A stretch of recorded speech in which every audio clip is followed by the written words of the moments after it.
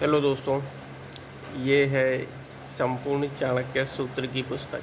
आज इस बुक के बारे में जानेंगे और देखेंगे इसके अंदर क्या लिखा हुआ है। ये पुस्तक मैंने पुस्तक मेला से खरीदी थी। एक्चुअली क्या है कि यूट्यूब पर ना बहुत सारे ऐसे मिसगाइड करने वाले वीडियो आते हैं कि लोग कुछ भी बोल के ना उसके नीचे या तो गीता लिख देते हैं या चाणक्य सूत्र लिख देते हैं। तो आपको जब इस पुस्तक को पढ़ेंगे तो वास्तविकता पता चलेगी कि क्या चाणक्य ने कहा है और क्या चाणक्य ने नहीं कहा है। तो सबसे पहले मैं इस पुस्तक का मूल्य बता देता हूँ, ठीक है? इस पुस्तक का मूल्य है 60 रुपीज़ जो कि इसमें डला हुआ है। लेकिन यहाँ पे मैं बता दूँ कि ये हो सकता है मुझे 40 रुपए में शायद मिल गई हो और ये मैंने ऑफ़लाइन यानी एक दुकान से खरीदी थी। पुस्तक मेला लगा हुआ था, वहाँ से खरीदी थी और इसका जो पब्लिकेशन है वो मनोज पब्लिकेशन है और यहाँ पर इस पुस्तक को खोलते ही चाणक्य जी का एक चित्र बना हुआ है और एक ये यहाँ पर श्लोक लिखा हुआ है कि नीति शास्त्र स्त्रामृतम धीमानार्थ शास्त्र महोदयते समुद्र ददे नमस्तस्मै विष्णु गुप्ताय वेद से। अर्थात जिसने अर्थशास्त्र रूपी महासमुद्र से नीति शास्त्र रूपी अमृत का दोहन किया, उस महाबुद्धिमान आचार्यवान विष्णुगुप्त को मैं प्रणाम करता हूँ। और ये चाणक्य सूत्र अनुवादक इसके विश्वामित्र शर्मा है, ठीक है, जिसने इनके श्लोकों का अनुवादन किया। और यहाँ पे है प्रस्तावना। तो चलिए इस पुस्तक को धीमे धीमे पढ़ते हैं और इस पुस्तक की पीडीएफ अगर परचेज़ आप करना चाहें तो इस पुस्तक की पीडीएफ भी आप परचेज़ कर सकते हैं। डिस्क्रिप्शन बॉक्स में लिंक है। अगर ऑनलाइन ही आपको पुस्तक मिल जाए तो बहुत अच्छा है। बाकी इसकी पीडीएफ में आप इसको अगर परचेज़ करना चाहें तो ऑनलाइन इसका मैं लिंक दे दूँगा। तो इसके बारे में पढ़ते हैं। आचार्य चाणक्य के सूत्रों, उनके नीति वचनों और कौटिल्य अर्थशास्त्र को पढ़ने से, उनका चिंतन मनन करने से उस समाज का मानचित्र हमारी आँखों के सामने स्पष्ट होने लगता है। इस पेज को मैं पूरा दिखा देता हूँ, आप स्क्रीनशॉट लेके इसको पढ़ सकते हैं, ठीक है। चाणक्य के इतिहास के पन्नों में यहाँ पे इसको भी मैं दे सकता हूँ क्योंकि मैं डायरेक्ट आपको सूत्र पे ले जाना चाह रहा हूँ इस वजह से। तो इन्होंने किस किस के बारे में ये मतलब अपने सूत्र दिए हैं, धर्म और राजनीति, उद्देश्य क्या था उनका। और यहाँ पर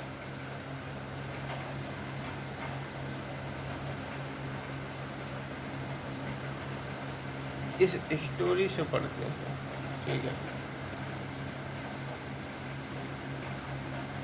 ठीक है।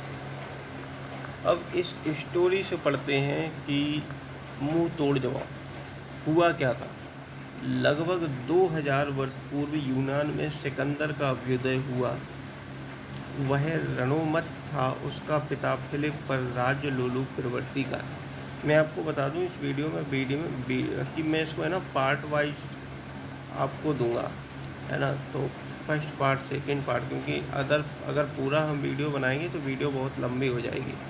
यह प्रवृत्ति सिकंदर को मिली। उस समय यूनान में सामरिक एकत्र शासन का प्रादुर्भाव हो चुका था। उन्मत्त सैनिक देश के नागरिकों के साथ ही लूटपाट करते थे। उनकी इसी लूटपाट की मनोवृत्ति का लाभ उठाया सिकंदर ने।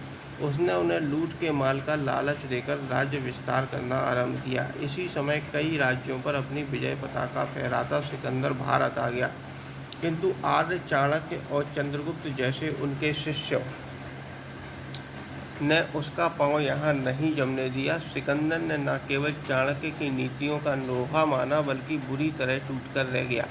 उसकी आतंकी सेना भी यहाँ के योद्धाओं के नीति, कौशल और वीरता के चलते दहशत में आ गई। उन्होंने स्पष्ट तौर पर भारतीय वीरों से लड़ने से इनकार कर दिया। अतः सिकंदर को पीठ मोड़नी पड़ी। सिकंदर के प्रधान सेनापति सेल्यूकस की बेटी हेलेन से चंद्रगुप्त का विवाह चाणक्य की कूटनीति की अनूठी चाल थी। कामांतकीय नीति शास्त्र में चाणक्य के व्यक्तित्व के संबंध में निम्न प्रमाणिक विवरण विद्यमान हैं, जिसने चाणक्य के विषय में प्रचलित बहुत सी भ्रांतियों में संशोधन हो जाता है। मैं वेदा अर्थात समाज निर्माता जगदीश ने उस विष्णुगुप्त को प्रणाम करता हूँ जो उस प्रतिष्ठित ब्राह्मण परिवार में उत्पन्न हुआ था जिसके सदस्य ऋषि तुल्य थे, जो दान दक्षिणा नहीं लेते थे और समाज में सम्मान का सर्वोच्च स्थान पाए हुए थे। विष्णुगुप्त होमाग्नि के समान ज्योतिर्मय वेदांत के आदर्शों को अपनाने वालों में अग्रगण्य और प्रतिभा से चारों वेदों पर एक जैसा अधिकार पाए हुए थे। उन्होंने अपनी अलौकिक शक्ति के दीप्त वज्र से पर्वत तुल्य विशाल नंदवंश को मिटा डाला था। उस अकेले ने अपनी बुद्धि, प्रतिभा तथा देव सेनापतियों जैसी वीरता से चंद्रगुप्त को लोकप्रिय राजा तथा पृथ्वीपति बना दिया था, जिसने अर्थशास्त्र रूपी समुद्र का मंथन करके लोगों को राष्ट्र निर्माण की कला से परिचित कराने के लिए राजनीति नामक अमृत का उद्धार किया था। चाणक्य की इस संस्तुति में जिस नंदवंश का उल्लेख किया है, चाणक्य उस नंदवंश से विशेष संबंध है। नंदवंश का शासन मगध में था। मगधापति धर्मनंद ने ही चाणक्य के पिता चणक का वध किया था।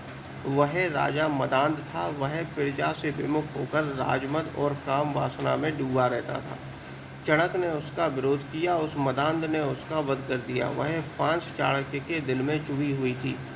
इसी अपने पिता द्वारा अधूरे छोड़े कार्य, चरित्रहीन राजाओं से भारत की मुक्ति को पूर्ण करने का संकल्प लिया था चाणक्य ने। बाद में एक अवसर पर धर्मनंद ने काला और क्रूर कहकर न केवल उनका अपमान किया था, बल्कि अपनी सभा से अपमानित करके धक्के देकर ठोकरें मारकर निकालकर बाहर फेंकवाया था। तभी चाणक्य ने प्रतिज्ञा की थी कि वे अपनी शिखा में गांठ तभी लगाएंगे जब उसका समूल नाश कर देंगे। जिस भूमि ने उनके पांव में चुभने वाला कांटा पैदा किया था, जब चाणक्य ने ही उसे नहीं बख्शा तो भला भरी सभा में हुआ अपमान वे कैसे भूल सकते थे। फिर चाणक्य ने जो कहा था उसे पूरा कर दिखाया।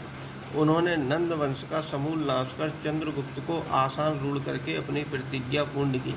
अब चाणक्य के समक्ष चंद्रगुप्त के राज्य को सुदृढ़ करना था। इसके लिए सूझबूझ वाले एक महामात्र की सर्वप्रथम आवश्यकता थी, जो क्षेत्रीयता या प्रांतीयता की भावना से ऊपर उठकर पूरे भारत का प्रतिनिधित्व कर सके। इसलिए चाणक्य की दृष्टि राक्षस पर थी। राक्षस का असली नाम सुबुद्धि शर्मा, यह धर्मनंद का महामात्र था। विपरीत से विपरीत परिस्थिति में उसने नंद का परित्याग नहीं किया था। मगध राज्य के प्रति उसकी अनन्य निष्ठा थी। राज्य हित में वह कठोर से कठोर कदम उठाने पर भी नहीं हिचकता था। इसलिए वह क्रूर था, राक्षस था। लोग उसे राक्षस कहते थे। वह धर्मनंद का, देखो यहाँ हमारा पार्ट 1 हो गया था अभी, इसलिए वह क्रूर था, राक्षस था। हम थे यहाँ पर। किंतु चाणक्य ने अपने कूट प्रयोगों से अमात राक्षस के हृदय पर अपनी उदारता की इतनी गहरी छाप छोड़ी कि उसे चंद्रगुप्त के मुख्य मंत्रित्व का भार संभालने के लिए इस ढंग से विवश किया कि उसके पास चंद्रगुप्त का मंत्री पद संभालने के अतिरिक्त कोई मार्ग विशेष नहीं रह गया। इसके इतने बड़े साम्राज्य का गठन करके सर्वे सर्वा होकर भी महर्षि चाणक्य ने अपने लिए कुछ नहीं रखा। राक्षस से उन्होंने कहा, अब मैं चंद्रगुप्त को सम्राट बनाकर तथा तुम्हें मुख्य मंत्रित्व का भार सौंपकर अपनी ब्राह्मी तपस्या के लिए तपोवन जा रहा हूँ। मेरा आशीर्वाद है कि सम्राट चंद्रगुप्त बृहस्पति के समान तुम जैसे कौशल मंत्री के रहते हुए इंद्र के समान पृथ्वी का पालन करें।